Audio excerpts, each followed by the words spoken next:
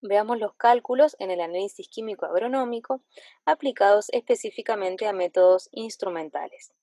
Todos estos métodos se van a basar en una medida o una respuesta instrumental. Puede ser esa medida o esa respuesta, por ejemplo, una diferencia de potencial, tal como cuando utilizamos un pHímetro, o bien la conductividad eléctrica, como cuando utilizamos un conductímetro, la absorbancia, como cuando utilizamos un espectrofotómetro, la emisión de radiación. También pueden ser otro tipo de medidas que se detecten a través de un instrumento y que no son a lo mejor tan comunes en los laboratorios agropecuarios, pero que depende el equipamiento con el que se cuente, también se pueden llevar a cabo. El procedimiento general consiste en primer lugar en disolver el analito a partir de la muestra y luego llevar a cabo determinadas reacciones y finalmente calibrar el equipo que se va a utilizar con la utilización de soluciones patrón, es decir, soluciones de las cuales se conoce exactamente cuál es la concentración que tienen. Luego de hacer esa calibración, se mide la muestra, que es la que contiene el analito, la muestra incógnita, y entonces así se calcula. Lo que se tiene en cuenta para hacer el cálculo son dos pasos. Un primer paso que consiste en establecer una función que relacione esa medida o esa respuesta instrumental con respecto a la concentración del analito en la muestra. Es decir, necesitamos una función matemática que relacione la respuesta con el analito. Una vez que tenemos esa función matemática, entonces se interpola considerando la respuesta correspondiente a la muestra en esa misma función y así se calcula cuál es la concentración del analito en la muestra incógnita. Veamos algunos ejemplos. Cuando vamos a determinar pH en suelo, se coloca en un recipiente una determinada cantidad de suelo y se agrega agua de luego se deja en reposo, se vuelve a agitar y finalmente se mide el pH con un electrodo que se coloca dentro de esa suspensión formada como se indicó anteriormente. Este pHímetro, antes de llevar a cabo esta medición, fue necesario calibrarlo. Entonces, las etapas que se llevan a cabo en cuanto a los cálculos consisten primero en calibrar el pHímetro y luego en leer la muestra y calcular el pH de esa muestra. Los pHímetros normalmente establecen automáticamente esta relación entre la medida analítica y la concentración del analito. Cuando nosotros utilizamos los buffers para hacer la calibración, el mismo equipo es el que se encarga de establecer esa función matemática que relaciona la diferencia de potencial, que nos lo indica a través del pH, con la concentración de protones que tiene ese sistema. Y luego entonces se lleva a cabo la lectura de la muestra de forma automática, ya que nosotros normalmente no realizamos esa calibración o esa función aparte, sino que la realiza el mismo equipo. Ahora veamos otro ejemplo. Cuando vamos a determinar fósforo disponible en suelos, ya hemos visto este esquema y estudiado esta metodología anteriormente.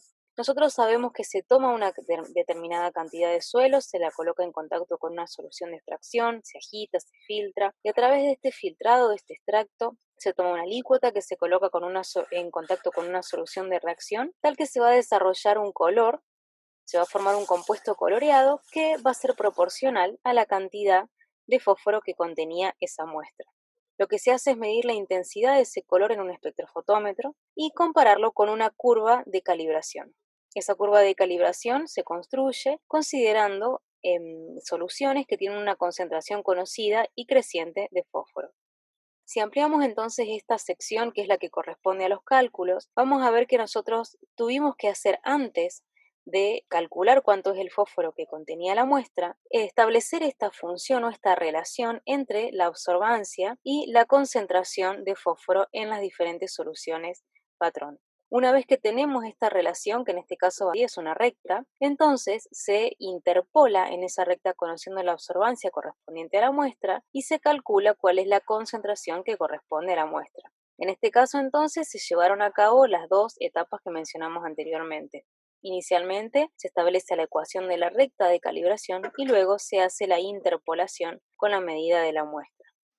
Consideremos que para poder preparar esa curva de calibración se necesita partir de una solución madre, normalmente se llama de esa manera, que es una solución de referencia que contiene una cantidad conocida de fósforo, y a partir de esa solución se preparan los patrones que se van a utilizar para hacer las medidas. En este caso, por ejemplo, se toman a partir de una solución de referencia de 100 partes por millón de fósforo, distintos volúmenes, 0,5, 1, 3, 5 y 7 mililitros, y se colocan en matraces de 100 mililitros, que luego se llevan a volumen final, con la solución extractora que es la que se utilizó para extraer el fósforo.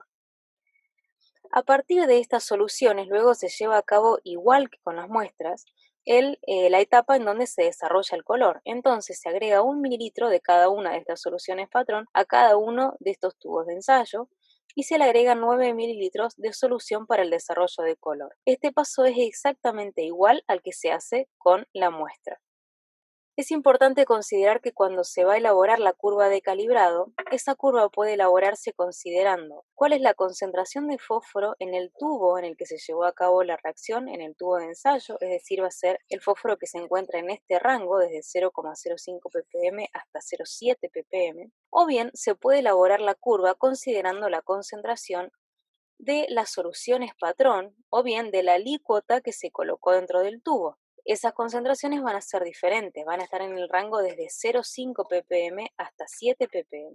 Tenemos que tener bien en claro cuál es la concentración o cuáles son las concentraciones que estamos considerando al momento de elaborar la curva de calibrado, porque luego vamos a partir de esa curva para hacer los cálculos correspondientes a la muestra. Cualquiera de los dos puede ser correcta, pero es importante considerar cuál de las dos es la que se utiliza para no cometer errores, ya que los cálculos van a ser diferentes, depende si se utiliza una curva de calibrado o la otra. Hay que considerar que para calcular la concentración de las soluciones patrón y lo mismo la concentración en los tubos, es necesario hacer cálculos de diluciones.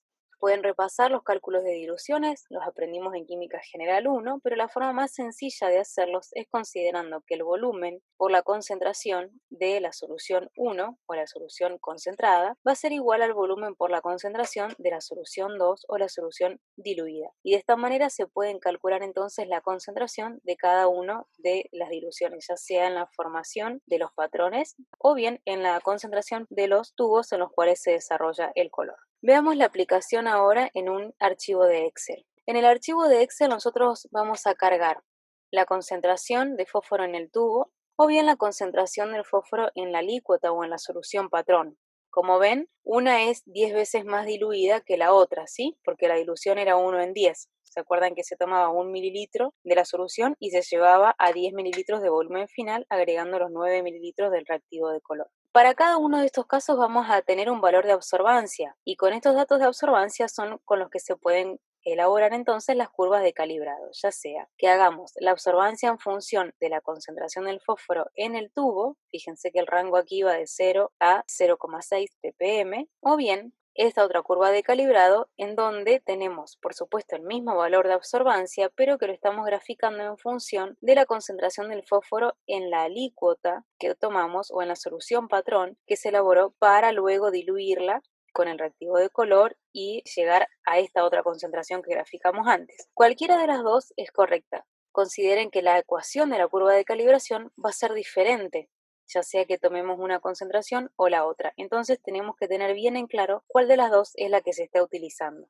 Para el desarrollo de los cálculos vamos a considerar nuevamente en azul la referencia de la muestra. En este caso las hemos numerado como 4 muestras del 1 al 4. Luego mostramos acá en color naranja los valores que corresponden a cada una de esas muestras en cuanto a la absorbancia, por ejemplo 0,17, y luego la pendiente y la ordenada al origen, que son los valores que salen a partir de la elaboración de la curva de calibrado. En este caso hemos considerado la pendiente y la ordenada al origen, considerando la concentración de fósforo en el tubo para el desarrollo de color, es decir, la primera curva de calibrado que explicamos. A partir de estos datos, nosotros podemos calcular a partir de la interpolación, considerando la absorbancia de la muestra, que va a ser 0,17, o sea, estaría más o menos por acá, una interpolación en la curva y entonces hemos calculado cuál es la concentración de fósforo. Esa concentración, como la curva que estamos utilizando es la curva que corresponde a la concentración en el tubo, entonces va a ser la concentración de fósforo en el tubo de desarrollo de color, es decir, 0,19 partes por millón, la que corresponden al tubo de desarrollo de color de esa muestra.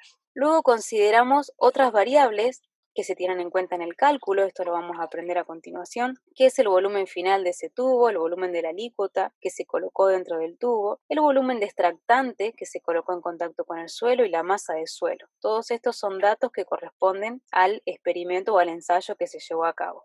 Y por último, considerando todos estos datos y también considerando la concentración de fósforo en el tubo, se puede calcular la concentración de fósforo extraíble en el suelo, es decir, la concentración de fósforo en la muestra. Columnas que tienen este encabezado verde son columnas en donde nosotros hemos hecho cálculos para que esto se pueda hacer en forma automática a partir de los datos que hemos cargado. Veamos cómo se elabora entonces esta planilla de cálculo. Aquí tenemos entonces los datos que corresponden a las curvas de calibrado. Aquí tenemos las dos curvas de calibrado. Como dijimos, la que utilizamos es esta primera, la que tiene la concentración de fósforo en el tubo. Y entonces, fíjense que hemos considerado aquí en esta planilla 4 muestras. De esas 4 muestras, como dijimos, consideramos la absorbancia de cada una de ellas. Como las 4 muestras las estamos midiendo en la misma tanda de análisis, entonces la pendiente y la ordenada del origen son las mismas porque son las que corresponden a la misma curva de calibrado. La concentración del tubo, como les explicaba antes, es una función matemática que se establece a partir de conocer la absorbancia, la pendiente y la ordenada del origen.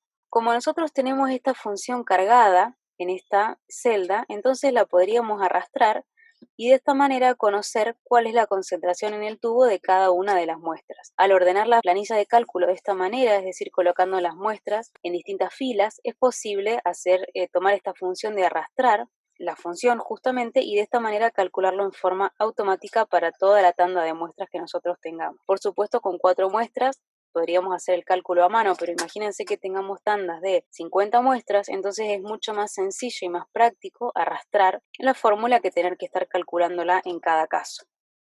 De la misma manera, considerando el resto de las variables que les comentaba antes, que tienen que ver con el destino que fue teniendo ese analito una vez que se extrajo del suelo, con el extractante, se tomó una alícuota y se llevó al tubo de desarrollo de color, entonces se puede calcular la concentración de fósforo extraíble en el suelo. En este caso, el valor que aparece en esta celda, como ven también, es una función matemática que relaciona la concentración en el tubo y todo el resto de los datos que cargamos que tienen que ver con el análisis para poder calcular finalmente la concentración en el suelo, en la muestra. De la misma manera que en el caso anterior nosotros podemos arrastrar esta fórmula y calcular automáticamente cuál es la concentración para cada una de las muestras. De esta manera entonces hemos visto cómo elaborar una planilla de cálculo para llevar a cabo el desarrollo de estos cálculos de forma automática en un método instrumental.